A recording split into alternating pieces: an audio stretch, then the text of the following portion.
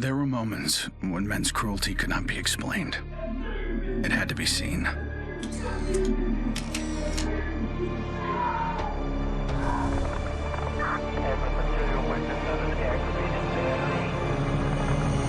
The perfect shot pierced our numbness, sent up a flare to save the next generation.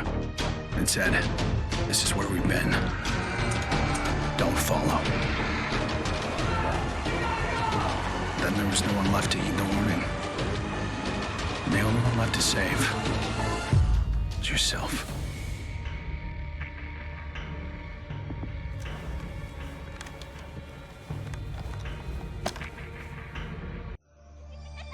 My earliest memory is war. It was a conflict so complex that it could never be resolved.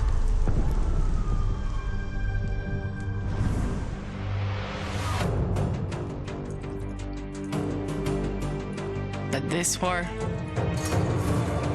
isn't complicated.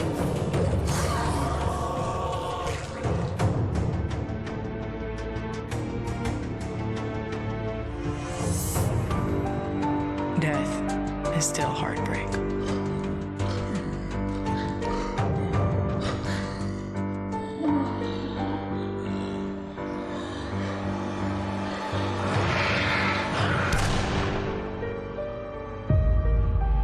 But a kill is a kill.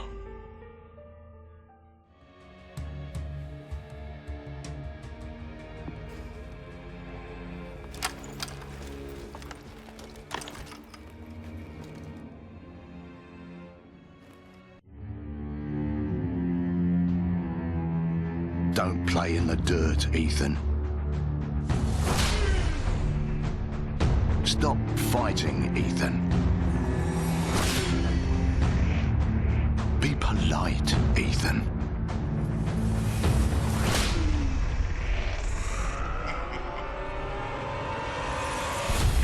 We can suppress the animal instincts all we want, bury them under layers of polish. But they exist for a reason. When we lived in a genteel fairy tale world, somebody did the dirty work out of sight. But when the fairy tale turned nightmare,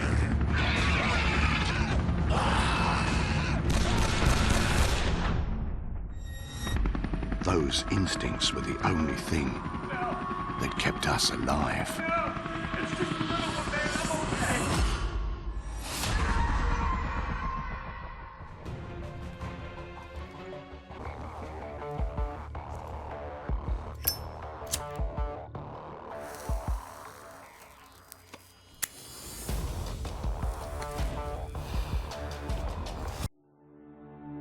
Where there is life, there is light.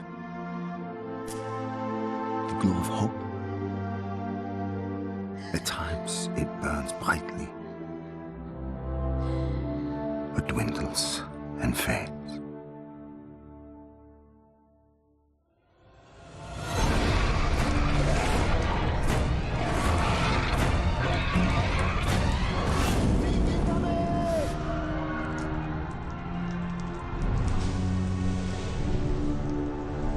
But once it is lit,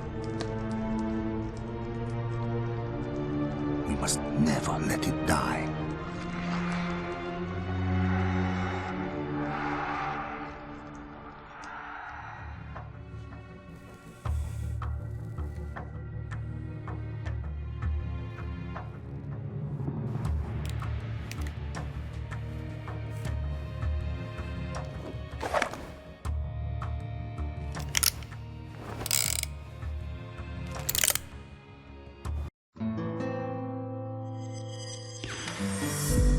I was born into this life. I suffered for it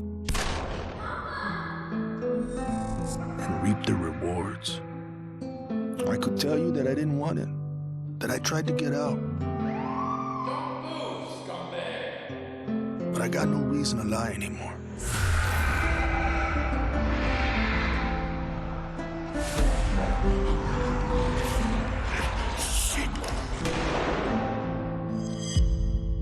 that life is the only reason I'm still here.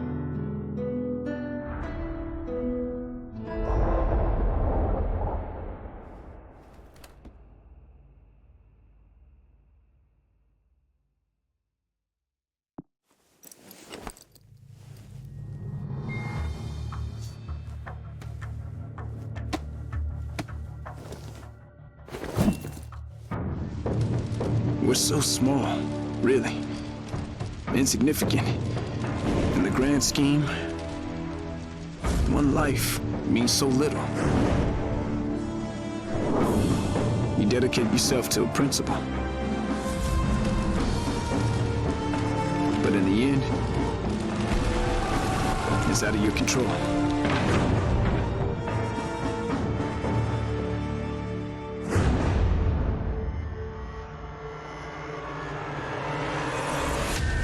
In this world, principles get you killed. You lend a hand, it gets torn off. You hesitate, you die. So you want to save someone? Save yourself.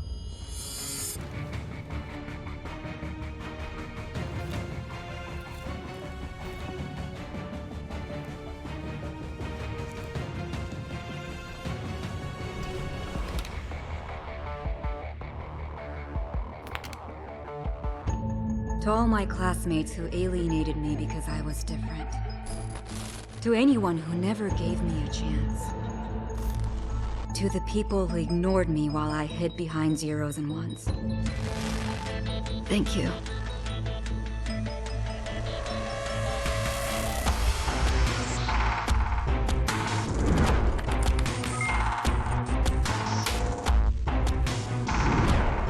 Without you, I would never have made it this far.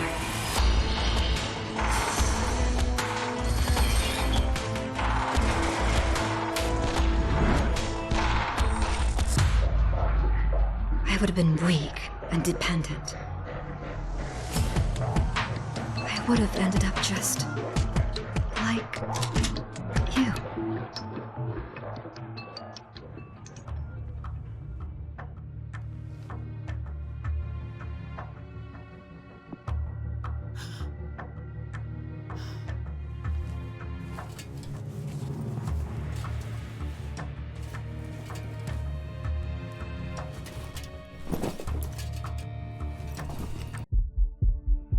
There's never a moment when you forget.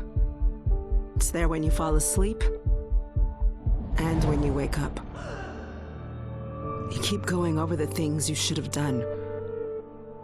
I should have stayed home that day. I should have held on.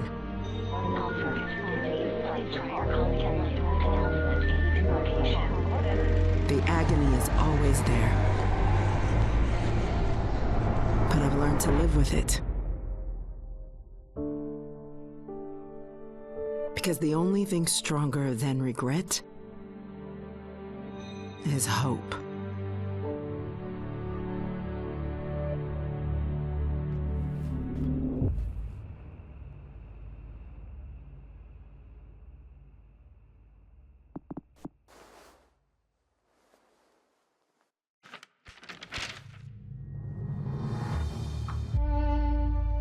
I was never afraid of Cachet the Deathless. I laughed at the fairy tale of this undead phantom. A woman of science would never fear such silliness. But what do we know?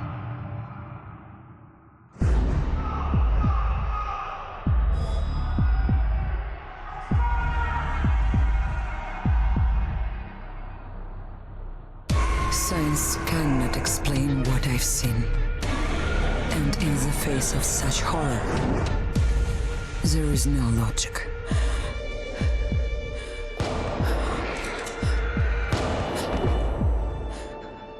Only faith.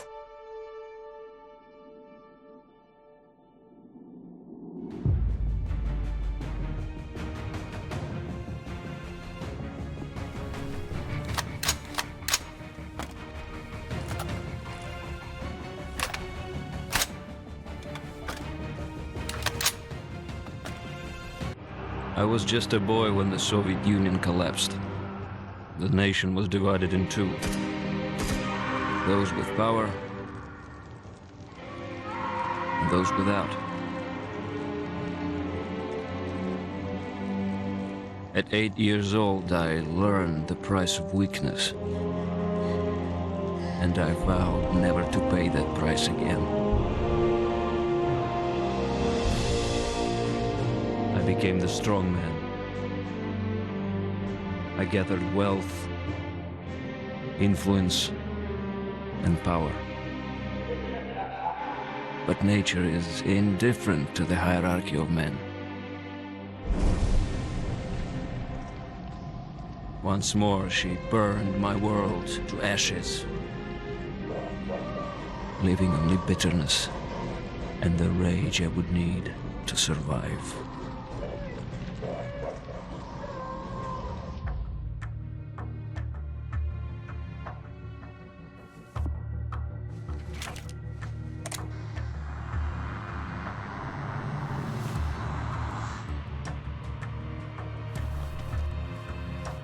People don't believe something can happen until it does.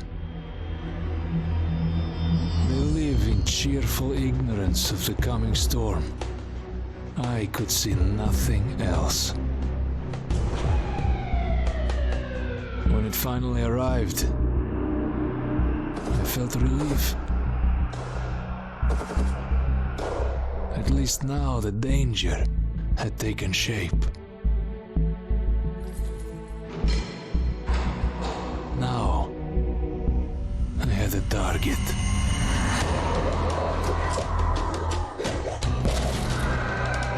And I didn't have to fight alone.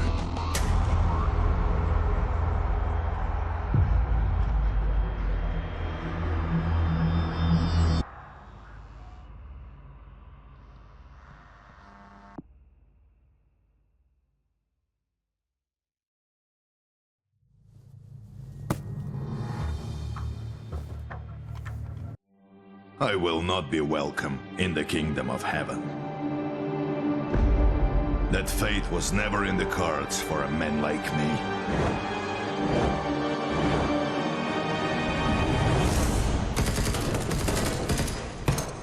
The Lord had other plans.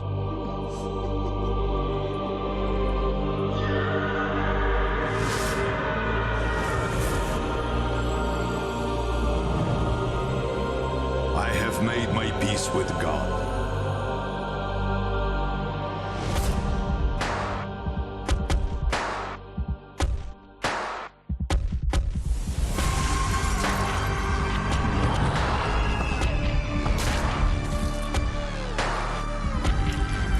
He is with me in this life, and that is enough.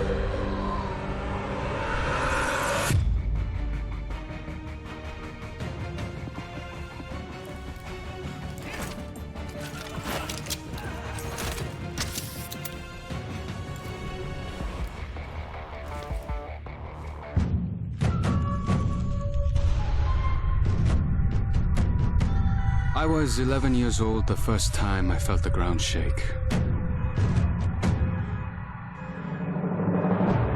My instinct was to leave, but my grandparents wouldn't hear of it. This is our home, they told me. We don't leave. I came to live by that code.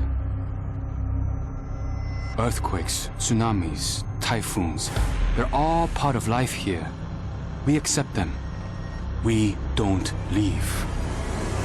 When the evacuation was announced, I rejected it. This wasn't our way. Then I saw them. And I understood. This wasn't another disaster. This was a war.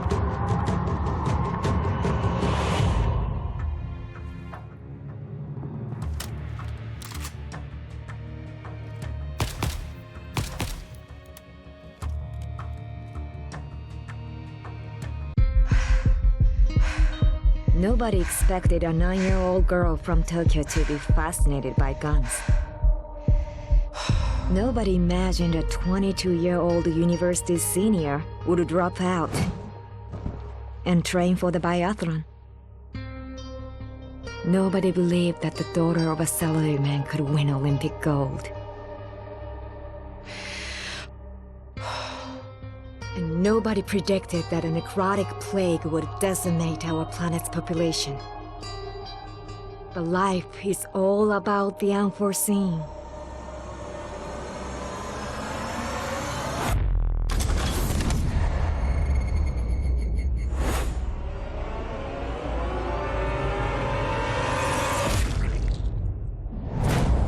And nobody saw me coming either.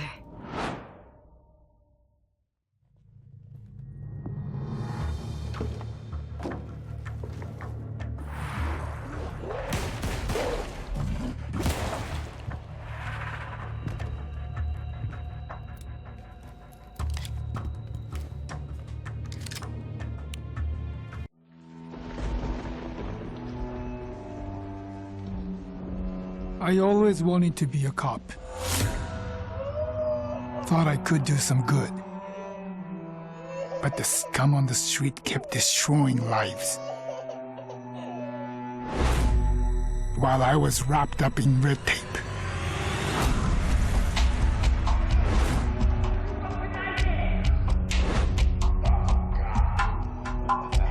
Shackled by senseless laws. The virus stripped all that away, left us to fend for ourselves. And finally, the chains were off.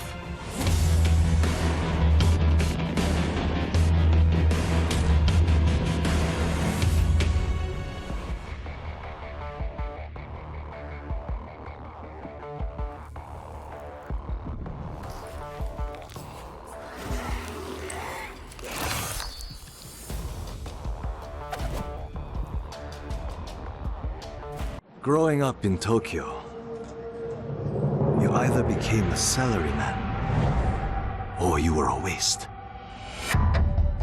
If you asked around, it's safe to say I was the latter.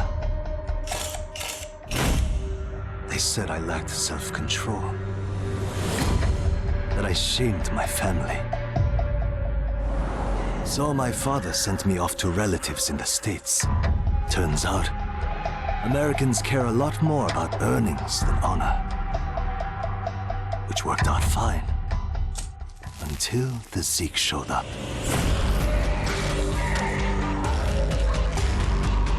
The Japanese decided to evacuate. They didn't have the firepower to fight. But I had special skills. So when everyone else was leaving, I went home.